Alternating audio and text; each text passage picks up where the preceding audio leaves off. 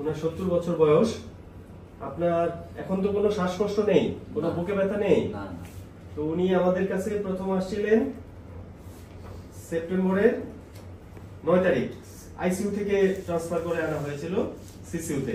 উনি আইসিইউ তে কেন আসছিলেন সেপ্টেম্বরের 8 তারিখে?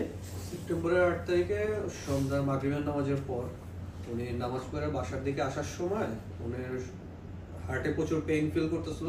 তো সেখান থেকে 4 তলা পর্যন্ত কোনো মতে উঠছে। ওঠার পর বাসায় নক করার পর আমরা যখন দরজা খুলছি দেখি যে তার অবস্থা খুবই খারাপ, শ্বাস নিতে পারতেছে না। তো ইমার্জেন্সি তাড়াতাড়ি করে ডেল্টাতে ইমার্জেন্সি ইউনিটে নিয়ে আসা হলো। সেখান থেকে সাময়িক ট্রিটমেন্ট যেটা হয় সেটা দিয়ে সাথে সাথে আইসিইউতে ভর্তি করা হলো যে তার কন্ডিশন খুবই খারাপ। তো এখন সেখান থেকে আমাদেরকে বলা হলো যে লাইফ সাপোর্টে নেওয়া লাগতে পারে। তো তারপরের দিন সকালে মানে 9 তারিখ সকালে তাকে সিসিইউতে আর কি ভর্তি করা। আইসিইউ থেকে সিসিইউতে ট্রান্সফার করলো কারণ ওনারা তখন রোগটা নির্ণয় করলো যে এটা আসলে হার্ট অ্যাটাক। হার্ট অ্যাটাক নিশ্চিত হওয়ার পরে হার্ট অ্যাটাক এবং হার্ট ফেলিউর, তখন ওনারা বললো যে এটা সিসিইউতে নিয়ে আসলে ভালো হবে। তো পরের দিন 9 সেপ্টেম্বর উনি আমার কাছে সিসিইউতে আসলেন। তা আমিও দেখলাম, আপনাদেরকে বলেছিলাম যে আশঙ্কা করতেছিলাম লাইফ সাপোর্ট মেশিনে দেওয়ার প্রয়োজন হতে পারে। ওনার মারাত্মক শ্বাসকষ্ট হচ্ছিল, শুধু অক্সিজেন হাই ফ্লো দিয়ে মেইনটেইন হচ্ছিল না, আমরা বাইপ্যাপ মেশিন দিয়েছিলাম। লাংস একদম সাদা ছিল, দুই পাশে দুটো লাংসের মধ্যে পানি জমে গিয়েছিল হার্ট ফেলিউরের জন্য। তো তারপর ভাগ্য ভালো, উনি কয়েকদিনের মধ্যে ধীরে ধীরে উন্নতি হয়ে গেলেন।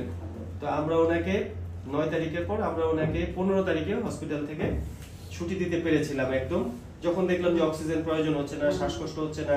ওনার প্রেসার সাপোর্ট নরএড্রিনালিন বন্ধ করা হয়েছিল, প্রেসার সাপোর্ট লাগছে না। হ্যাঁ, কিন্তু ক্রিয়েটিনিনটা একটু বেশি 1.61 ছিল এবং হার্ট ফেলিউরের ঝুঁকি আবার হতে পারে, এই জন্য আমরা তখন এনজিওগ্রাম করতে পারিনি। আপনাদেরকে বলে দিয়েছিলাম যে আমরা কয়েকদিন পরে ওনার এনজিওগ্রামটা করব। 8 দিন পরে আপনারা ওনাকে আবার আমার কাছে ফলো আপে নিয়ে আসলেন 23 তারিখ। তো তখন আমরা ওনার এনজিওগ্রাম করে দেখলাম ওনার লেফট মেইনে 20-30% এবং একদম এলএডি, যেটা হার্টের একটা মূল করোনারি ধমনী, তার গোড়াতেই 90% ব্লক, অস্টিওপ্রক্সিমাল এবং প্রক্সিমাল সেগমেন্ট সহ 90% ব্লক। তা আমরা ওনাদেরকে বললাম যে এখানে জরুরি ভিত্তিতে স্টেন্টিং রিং করাতে হবে। তো ওনার ছেলেরা চিকিৎসার জন্য খুবই আন্তরিক, ওনারা বললেন যে হ্যাঁ ডাক্তার সাহেব যেটা ভালো করে দিন। তা আমরা ভেবেছিলাম 2টো স্টেন্ট প্রয়োজন হতে পারে, কিন্তু একটা স্টেন্টের মাধ্যমে আমরা লেফট মেইন থেকে এলইডি তে আমরা স্টেন্টিং করে দিলাম এবং রেজাল্ট খুব ভালো হলো। তো তারপরে আমরা 4 দিন পরে ওনাকে আমরা হসপিটাল থেকে ছুটি দিতে পেরেছিলাম। তো উনি 27 তারিখে বাসায় গিয়েছিলেন। আজকে 7 অক্টোবর উনি আবার ফলো আপে এসেছেন। তো উনি ভালো আছেন। এখন তো আপনি বাসায় টুকটাক হাঁটাহাঁটি করছেন ঘরের মধ্যে, না? হাঁটাহাঁটি করলে কোনো বুকে ব্যথা বা শ্বাসকষ্ট হচ্ছে না তো? না। নিজে একাই বাথরুমে যেতে পারতেছেন? রাতে ঘুমের মধ্যে কোনো শ্বাসকষ্ট হচ্ছে না? রাতে ঘুমাতে পারতেছেন? ঘুম কম হয়েছে, বাট শ্বাসকষ্টের জন্য ঘুম ভাঙেনি তো?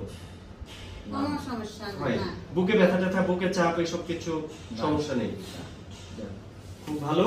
তো উনি একটা মারাত্মক হার্ট অ্যাটাক, হার্ট ফেলিউরের জটিলতা থেকে সম্পূর্ণ চিকিৎসার পরে এখন সুস্থতার পথে আছেন। আশা করি মহান সৃষ্টিকর্তা ওনাকে সুস্থ রাখুন এবং আপনি আমার জন্য এবং হাসপাতালের জন্য দোয়া করবেন। আপনারা দোয়া করেন রোগীরা যেন এইভাবে সুস্থ হয়ে দেশে যায়। আসসালামু আলাইকুম, সবাই ভালো থাকবেন, সুস্থ থাকবেন। ধন্যবাদ।